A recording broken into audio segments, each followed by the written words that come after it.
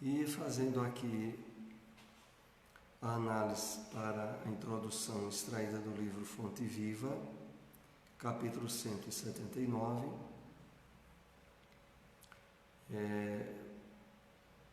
Emmanuel nos traz o seguinte comentário: não ouvides que além da morte, nossas mãos exibem os sinais de nossa passagem pela terra.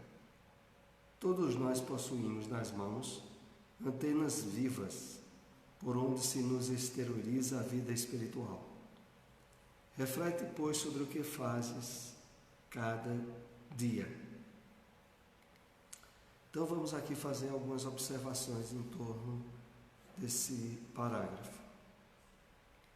Não ouvides e não esqueçais, estejais bem atentos de que além da morte, nossas mãos exibem os sinais de nossa passagem na terra.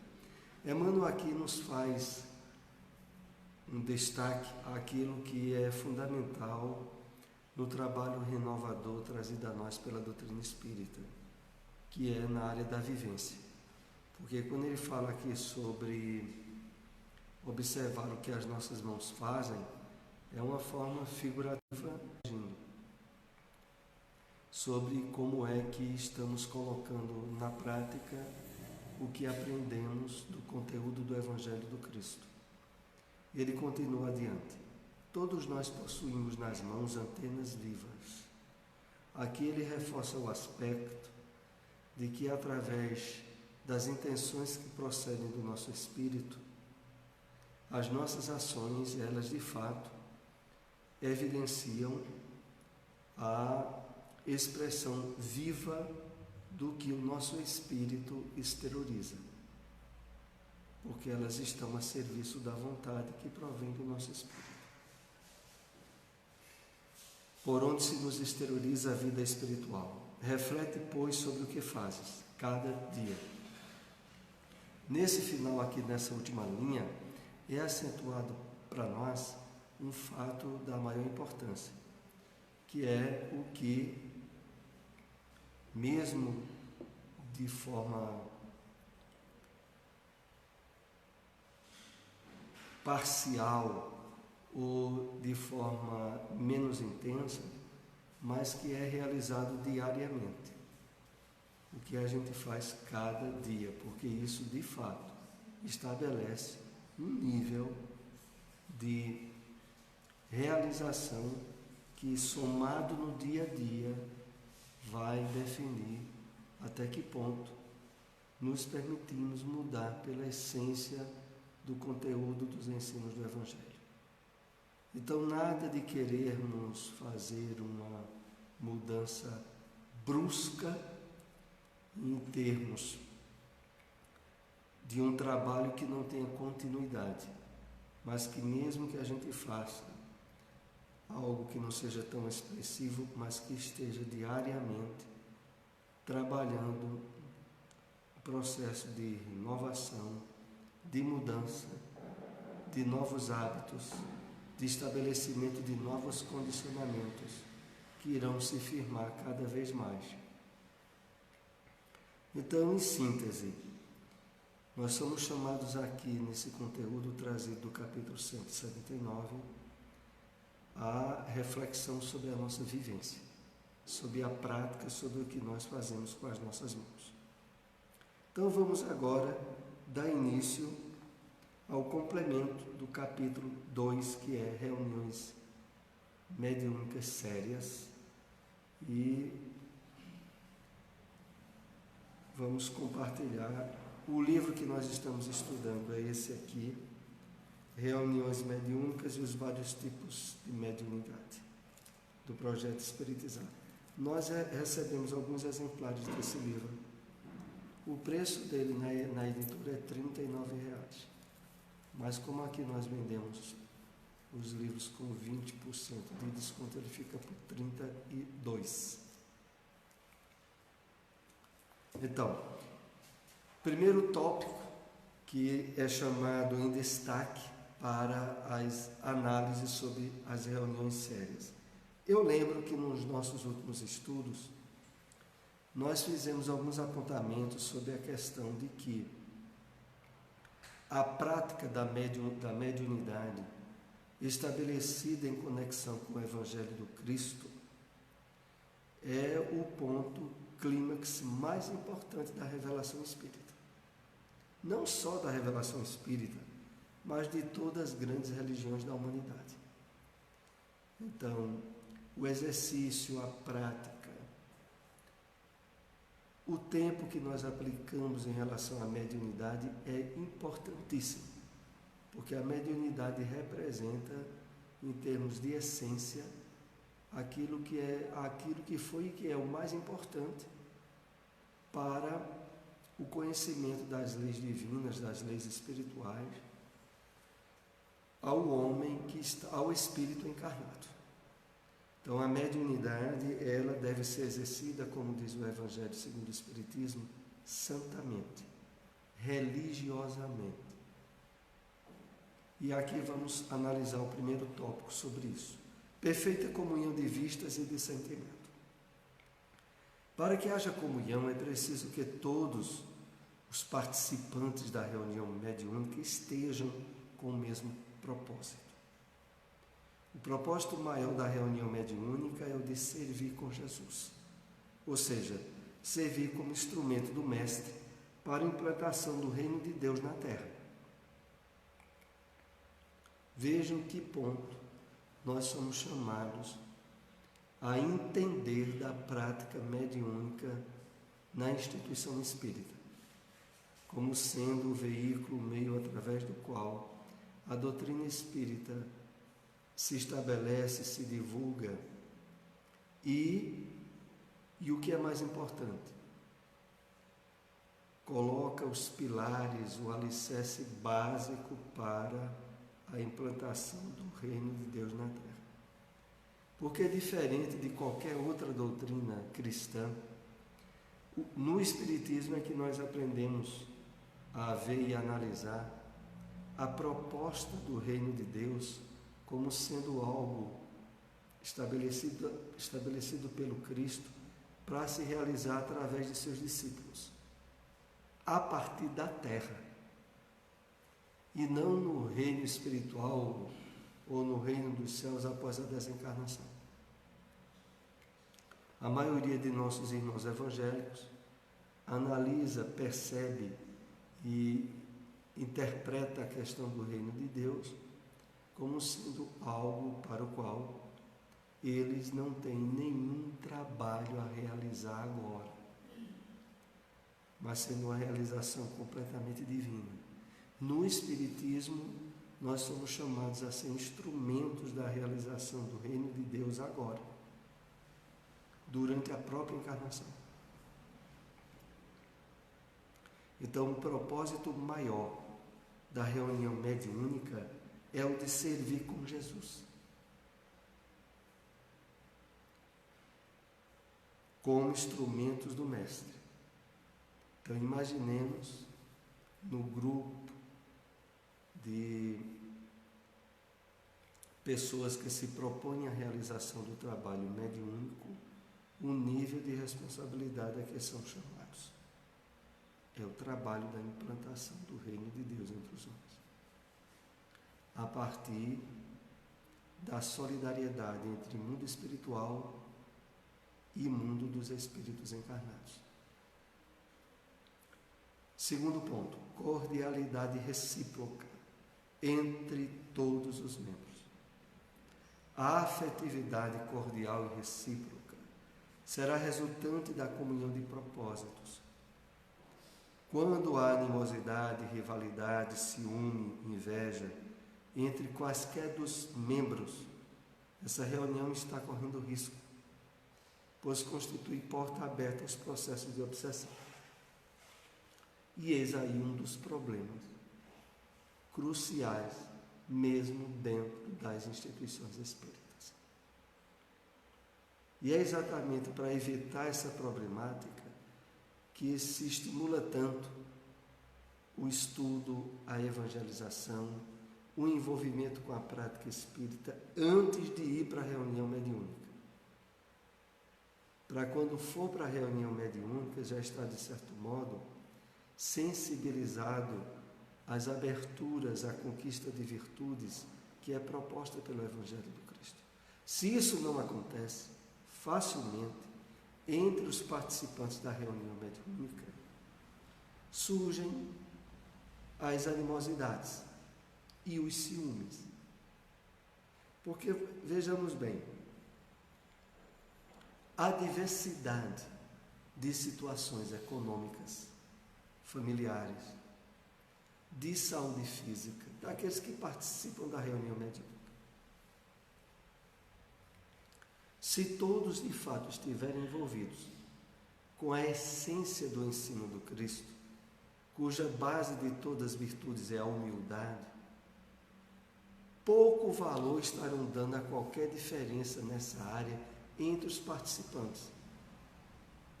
Mas se não houver esse trabalho preliminar, é muito fácil estar na raiz das inferioridades morais que nós trazemos, o ciúme, a rivalidade, a animosidade.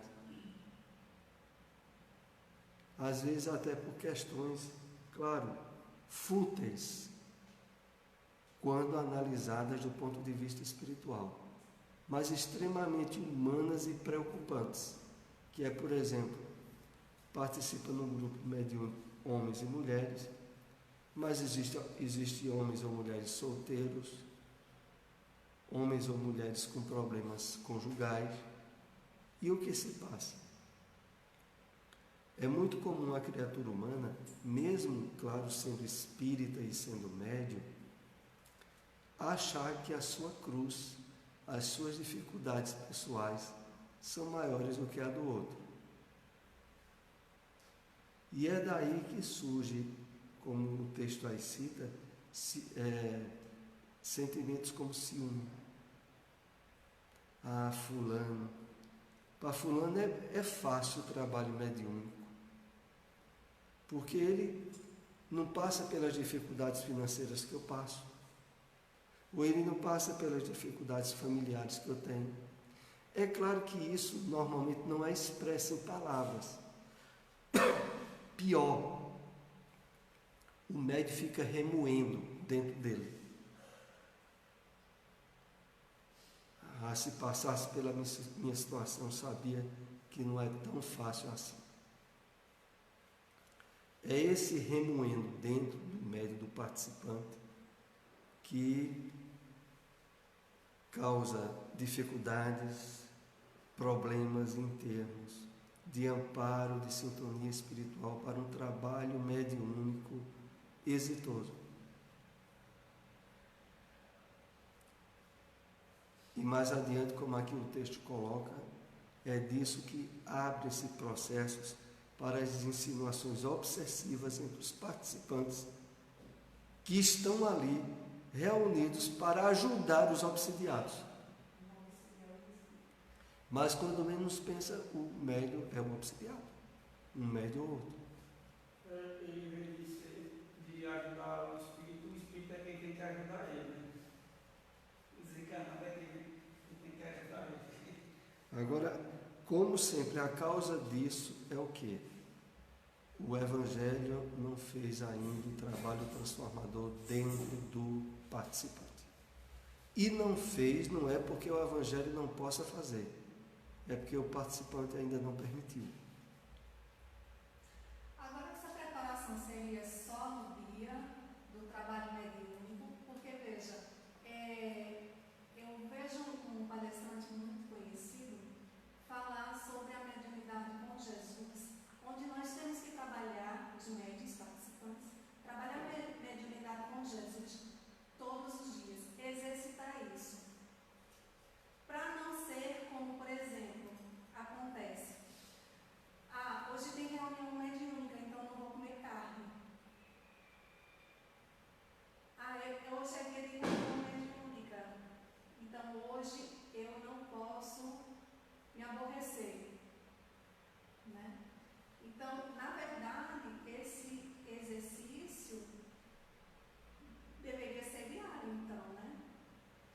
É porque, em verdade, o ponto X é todo um trabalho de transformação prévia que o Evangelho do Cristo já deve ter feito no participante. A vigilância a mais que é feita no dia da reunião, ela apenas se coloca como um complemento da vivência equilibrada que o participante já deve ter tido durante a semana. Porque, como a gente sabe, no dia da reunião mediúnica é comum espíritos doentes ou necessitados serem aproximados do médium até por intervenção dos benfeitores espirituais, desde a noite anterior à reunião mediúnica. Então, a presença mais próxima de espíritos doentes ou necessitados pode facilmente criar certo nível de constrangimento ou de desarmonia no médium, para a qual ele precisa, no dia da reunião mediúnica desde cedo, estar mais vigilante e cuidadoso.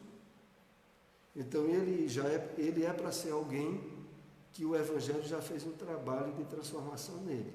Mas no dia da reunião, devido à proximidade fluídica com o espírito que vai se comunicar, ele vai ter que ter mais vigilância, ele vai ter que estar mais atento a certo nível de desassossego, de inquietude que ele pode ter, devido à presença de espíritos que ainda vão se comunicar através dele. E aí poderia se perguntar, mas e por que permitem? Por que é que os benfeitores espirituais da reunião mesmo permitem que já haja essa aproximação desde antes da reunião mediúnica? Permitem por caridade, primeiro ao espírito necessitado que vai se comunicar, que ao se aproximar já do médium durante o dia, antes da reunião, ele já recebe, em termos de benefícios, um certo nível de magnetismo e de vibrações do médium, desde que o médium já tenha feito um trabalho de evangelização consigo mesmo. Então, desde o início daquele dia, já está havendo um tratamento, uma ajuda mediúnica para aquele espírito. E é por isso que isso é permitido. Então, vamos continuar aqui. Caso não haja esse cuidado, essa cordialidade recíproca entre os membros, aonde sentimentos de inveja, de despeito não deveriam haver, dizemos não deveriam porque, infelizmente, ainda com certa regularidade ocorre nos centros espíritas e muitos grupos mediúnicos.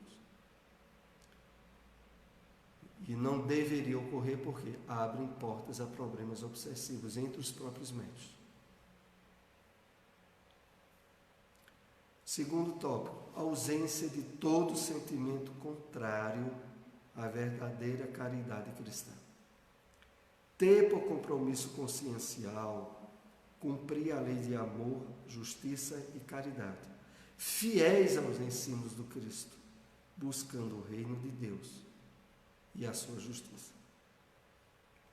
Então, essa ausência de sentimentos contrários à caridade, e aqui é bom lembrarmos, porque no Livro dos Espíritos é feita a pergunta: como entende os espíritos o termo ou conceito de caridade? E os espíritos dão uma definição bem ampla, onde abrange as questões do amor, da justiça, dentro do enfoque da caridade. Porque eles dizem benevolência para com todos, perdão das ofensas. Dizendo benevolência para com todos, indulgência para com todos, aliás, benevolência para com todos, perdão das ofensas, que é indulgência para com as faltas alheias. Esses 3 pontos. Então, buscando o reino de Deus e a sua justiça.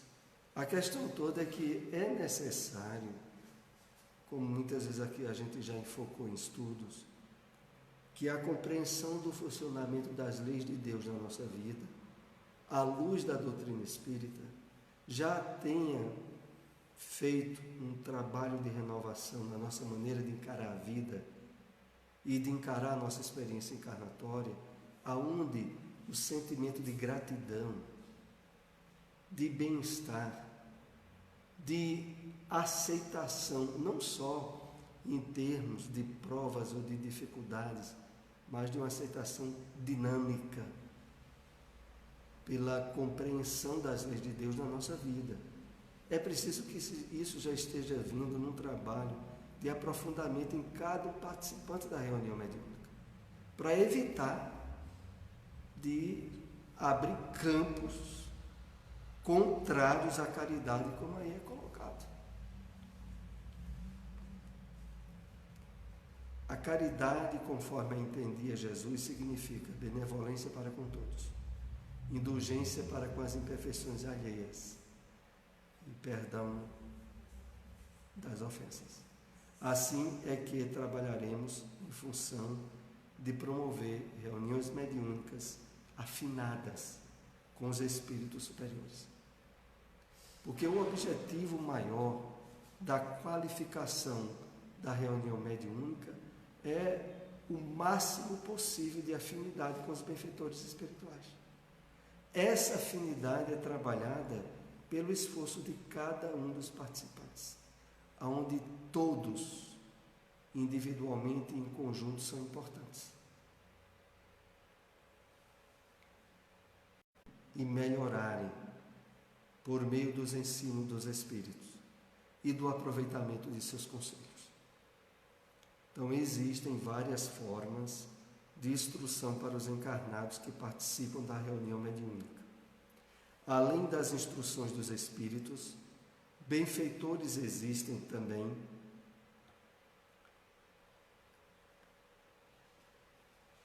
as instruções indiretas oferecidas pelos espíritos sofredores.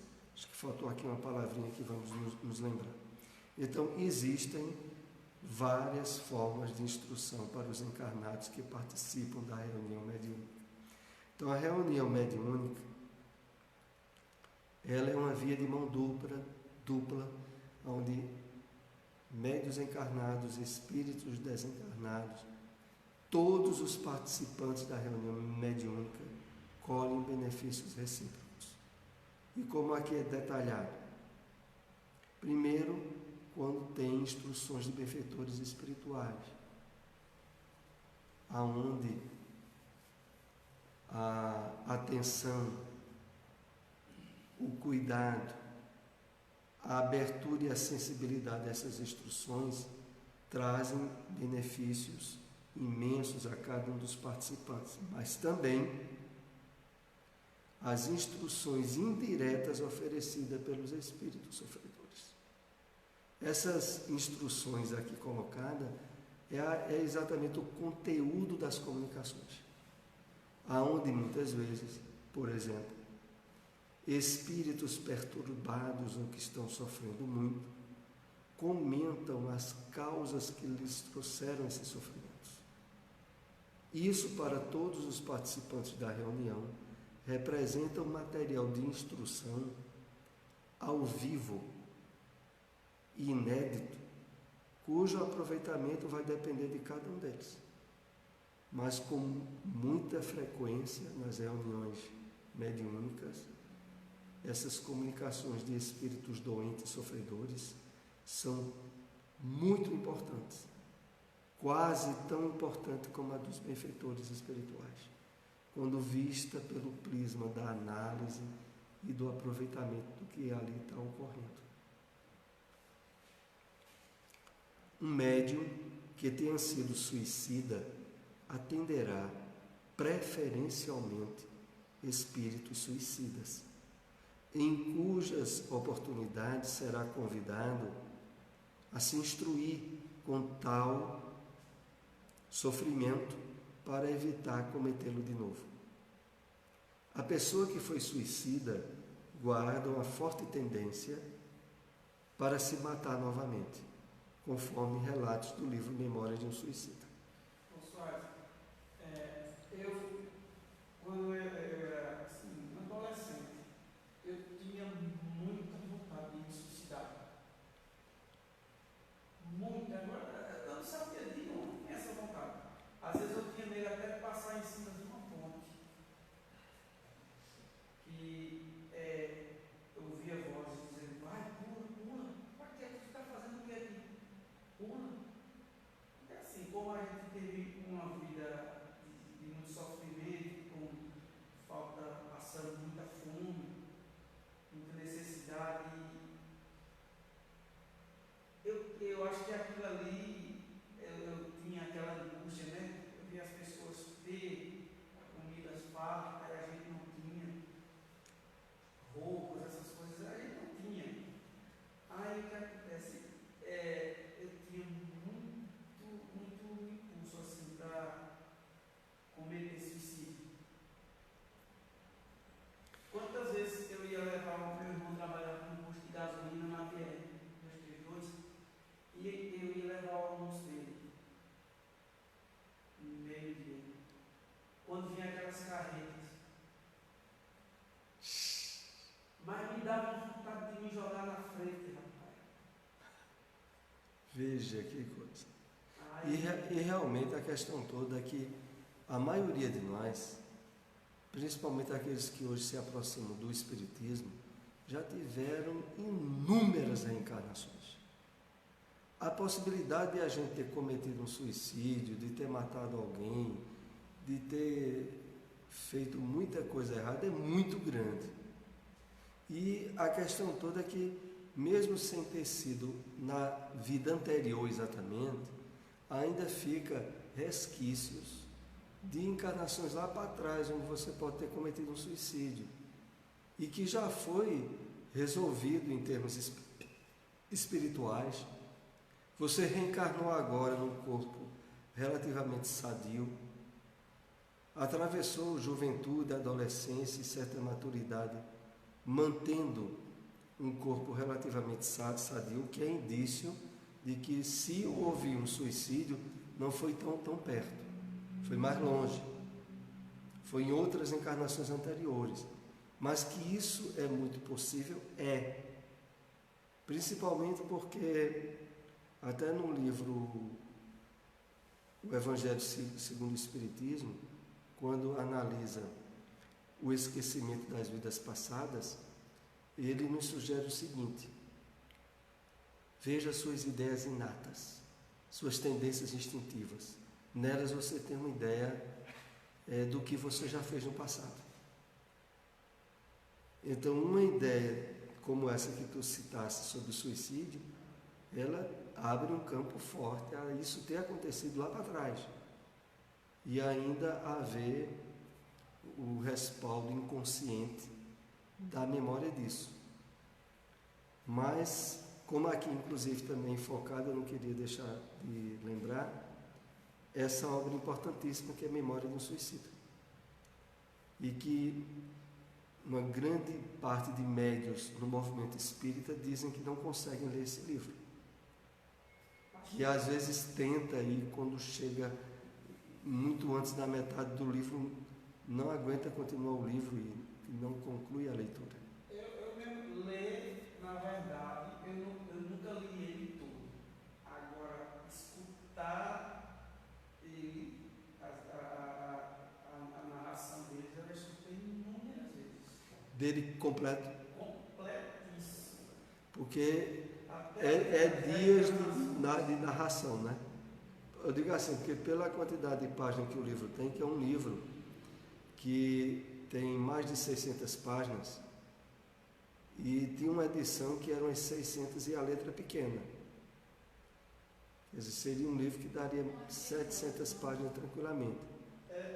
Olha, cada capítulo dele é em torno de 2 horas e meia. Na radionovela, né? Que é muito bom, você entende, você parece que está dentro da história. É muito bom. No YouTube tem. Eu não sei se na rádio novela do livro dá a emotividade da leitura, porque a leitura, dificilmente eu acho que alguém lê o livro todo de Memórias do Suicida e não cai em lágrimas. Pelas situações muito dolorosas e reais, como Ivone Pereira apresenta, dos casos de suicídio e da consequência no plano espiritual. Porque há uma parte que eu me lembro aqui, só a título de incentivo à leitura do livro, que é uma das partes mais chocantes, entre tantas que o livro tem, é quando o grupo de suicidas que se reencontram e que tinham certa a proximidade entre eles, é um grupo, me parece que de 5, chega o dia de eles terem que reencarnar. E não iriam reencarnar todos no mesmo dia. E aqueles que iam ficar lá iriam acompanhar o que estava vendo com o outro que tinha reencarnado. Aí a situação é complicada. Porque tem um dos que reencarna e o outro que vai acompanhar diz: eu não aguento. Não dá para mim, eu não aguento reencarnar devido à percepção do sofrimento que o outro estava tendo por consequência do suicídio. Então, o livro assim tem um peso dramático muito forte pela forma com que a Ivone trata. Mas eu acredito que também a rádio novela, que acho que pode ter até uma música de fundo, né? Às vezes coloca uma música de orquestra de fundo, que quando olha cria um clima que envolve a pessoa que está ouvindo também. Né? Mas é isso. Então, é comum o médium que cometeu suicídios até certo ponto, que marcou a sua caminhada evolutiva, ele na encarnação agora que ele é médium, ele receber, através da psicofonia, espíritos suicidas. Inclusive o maior exemplo disso foi a própria Ivone Pereira, porque Ivone, que tinha sido suicida em outras encarnações, a especialidade, entre aspas, dela em termos de receber comunicações era de espíritos que tinham cometido suicídio. Exatamente, inclusive, porque ela assumiu a tarefa de ajudá-los quando estivesse encarnado e fosse médium. Então, ela mesma tinha assumido esse compromisso com eles antes de encarnar. Então, com muita frequência, ela andou possibilitando, através da sua mediunidade, a comunicação de muitos espíritos que haviam cometido suicídio. Continuando. Portanto, quando um médium é a miúde ou frequentemente convidado a atender espíritos que trazem determinada deficiência de caráter, é fundamental que ele busque uma autorreflexão para saber se traz em si também a mesma inclinação. Então, não é só no caso dos suicidas, de comunicação de espíritos suicidas. Mas se, por exemplo, comunica-se através de um médium com certa frequência espíritos que foram ladrões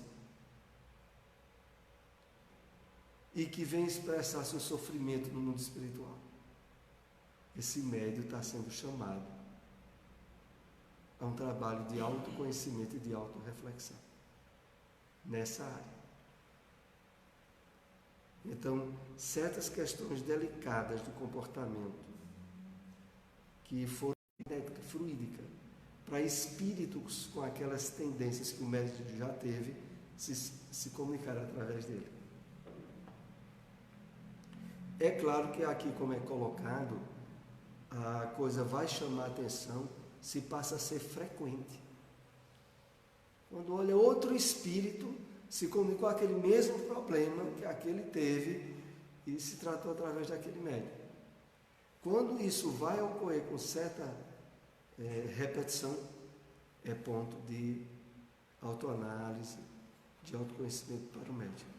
pode ser uma área de fragilidade comportamental ou psíquica dele, pelo menos a nível inconsciente.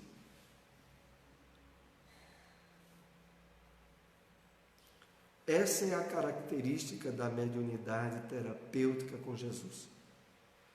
Aquela na qual, ao mesmo tempo, o médium ajuda e é ajudado. Todos os demais componentes do grupo também são convidados a aprender com as várias lições semanalmente, oferecidas pelos espíritos sofredores ou obsessores. Então, a característica da mediunidade terapêutica com Jesus é todos se beneficiarem. Médiuns, passistas, médiuns de apoio, doutrinadores, espíritos desencarnados, todos se beneficiarem, porque o trabalho ali está sendo feito nas bases do amor, da caridade, da fraternidade, da colaboração mútua. Então, todos são beneficiados.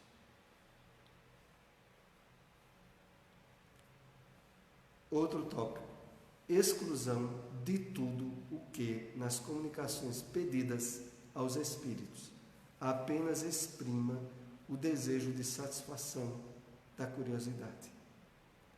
O desejo de satisfação da curiosidade leva aos processos místicos e de fascinação, em que propostas esdrúxulas são trazidas como se fossem expressão da verdade. Então vamos entender aqui um pouco por que foi colocada essa observação como sendo importante. Exclusão de tudo o que nas comunicações pedidas aos espíritos apenas exprima o desejo de satisfação da curiosidade. Como é isso? Habitualmente, nas reuniões mediúnicas, as comunicações não são por evocação direta, mas por manifestação espontânea. Habitualmente. Mas nem todas as reuniões mediúnicas é assim. Há, inclusive, aqueles que, defendendo observações que estão no livro dos médiuns sobre as evocações, acham que devem evocar espíritos para se comunicarem nas reuniões mediúnicas. É claro que um estudo mais atento do livro dos médiuns vai notar que Kardec analisa fatores positivos e negativos sobre as evocações e acabam predominando os fatores negativos ou de alerta à questão das evocações, principalmente e sobretudo devido às mistificações que podem abrir portas, como aqui é citado, as fascinações, quando há uma evocação direta a um espírito. Professor, o candomblé, eu li um livro, não recordo o nome desse livro, mas o candomblé, geralmente, todas as comunicações elas são evocadas, né? Há uma diversidade de religiões afro-brasileiras, desde Umbanda, Quimbanda, Candomblé e outras, que a prática mediúnica se estabeleceu habitualmente por evocações. Eu não tenho o melhor conhecimento de causa, mas habitualmente eu sei que foi assim. Eu já li alguma coisa a respeito dessas práticas, mas já faz muito tempo, mas não tive aprofundamento. Mas eu sei que evocar um espírito a princípio abre, como o livro dos médiuns alerta, muitas possibilidades de se manifestar um espírito dizendo que é aquele que foi evocado, quando na verdade não é. E o outro ponto também é que normalmente as evocações são para satisfação de curiosidades, de saber como aquele espírito está, de saber alguma particularidade em relação a necessidades materiais daqueles que eram ligados àquele espírito, inclusive querer receber conselhos e orientações deles sobre como proceder para resolver questões de ordem material. O resultado é haver muita abertura para engano e mistificação. Há um bom tempo atrás a gente comentou aqui que numa palestra de Haroldo Dutra Dias, ele citou aquele caso dos passarinhos presos em gaiolas num quintal de uma instituição espírita. Ele tinha ido fazer palestra no centro espírita do interior de certo estado. E quando foram mostrar ele a instituição, ele viu no quintal da instituição dezenas. Ele ficou até com receio de que aquele centro espírita estivesse fazendo compra e venda de animais silvestres, que é inclusive proibido. Disse, meu Deus, o pessoal aqui estão correndo risco, é um crime. E aí, depois que ele fez a palestra, ele não conseguiu conter a curiosidade e perguntar ao dirigente lá da instituição por que aquela quantidade de gaiolas que tinha no quintal da instituição. E aí o coordenador lá da instituição disse que aquilo ali era do trabalho mediúnico. E aí foi que ele entendeu menos ainda, disse, do trabalho mediúnico. Porque é assim, as gaiolas que estão abertas são dos espíritos que já foram tratados na reunião mediúnica, de desobsessão, e já foram libertos. E as gaiolas fechadas são daqueles que ainda estão esperando ser tratados na reunião mediúnica.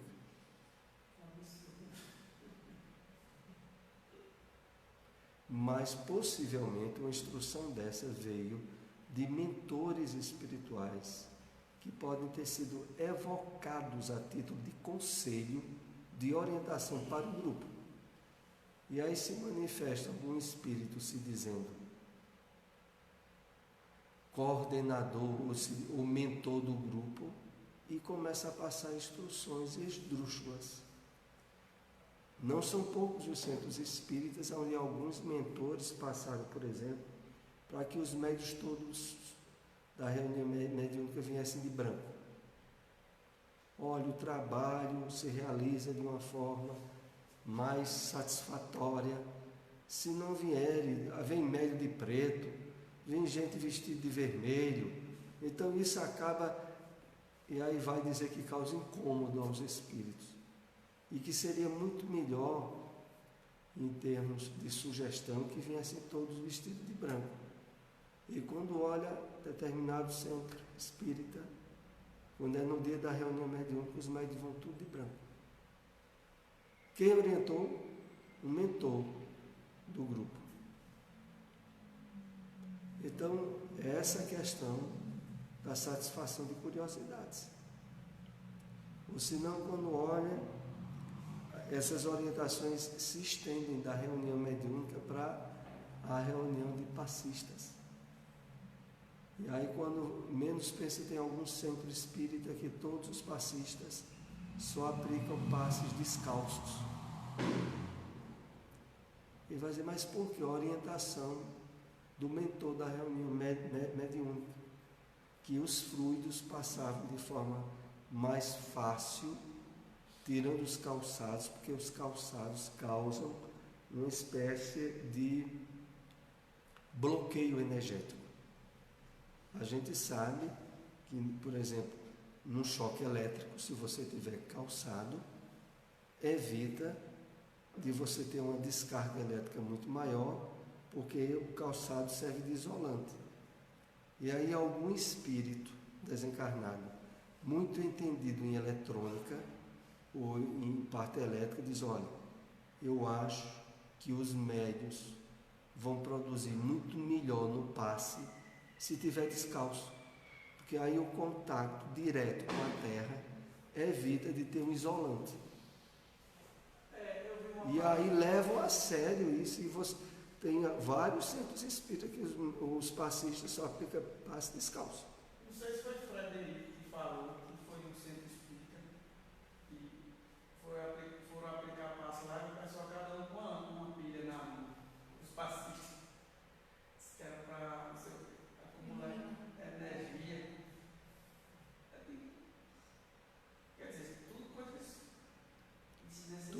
passada por espíritos muito sábios que foram alvo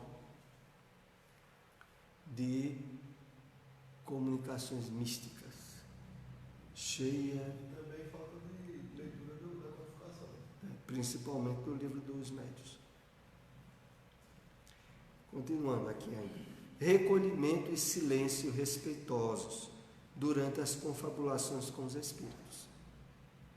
No caso de comunicação dos benfeitores, tais atitudes são necessárias para a apreensão da mensagem. Nos demais casos, são fundamentais na expressão do sentimento de compaixão pelo espírito aturdido moral e mentalmente. Então, como eu havia dito aqui no começo, a mediunidade, como está dito no Evangelho segundo o Espiritismo, deve ser exercida santamente, religiosamente. Ou seja, atitude de silêncio, de recolhimento, desde o momento em que os médiuns chegam na instituição espírita para a reunião mediúnica, é muito importante. Evitar comentários de questões materiais, de questões que dizem respeito a problemas particulares do médium é muito importante. O conveniente, o correto é, após a reunião, depois das atividades mediúnicas mesmo, haver comentários sobre questões particulares. Mas antes da reunião, o máximo que houver de recolhimento, de silêncio, de pensamento elevado ao trabalho que está ali prestes a começar, vai qualificar e dignificar o exercício da mediunidade. E isso é algo que cada um participante tem que fazer consigo mesmo.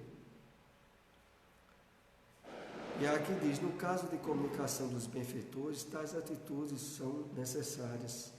Aqui em foco lá de que, durante a própria comunicação mediúnica, se é de um espírito elevado, o máximo de silêncio e recolhimento para absorver bem a comunicação. E se é de espíritos perturbados, doentes e desequilibrados, o recolhimento vai estar enfocado no sentimento de compaixão, de piedade por aquele espírito que está ali se comunicando.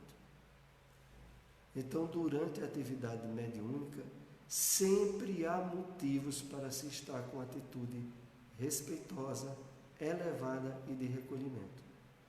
Em todo momento, desde antes de iniciar a reunião. Concurso dos médiuns da Assembleia, esse é o penúltimo slide de hoje. Com isenção de todo o sentimento de orgulho, de amor próprio e de supremacia, e com o só desejo de serem úteis. É fundamental que nos transformemos em aprendizes da vida, fazendo esforços para transmutar esses sentimentos. Então, isenção de todo sentimento de orgulho, de amor próprio, de supremacia, e só a predominância do desejo de serem úteis. Então, há aquela frase muito explicativa e muito importante do Livro dos Espíritos, que nós precisamos estar com ela assim mais bem assentada no nosso íntimo. Deus criou todos os espíritos no mesmo patamar, no mesmo nível de valores, de possibilidades, simples e ignorantes. Então ninguém teve uma criação especial.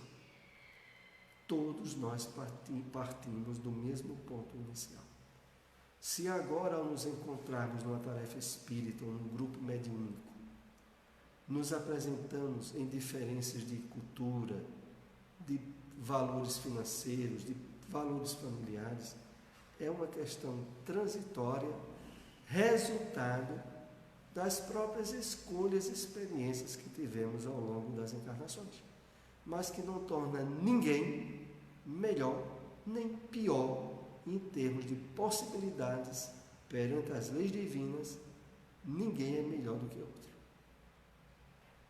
Às vezes alguém que agora usufrui de melhores valores culturais ou possibilidades financeiras é um espírito mais velho que já sofreu para cachorro, já melhorou um pouco, agora está numa situação melhorada, mas que, na verdade, não está de maneira nenhuma usufruindo de uma condição pela qual não ter merecido estar passando.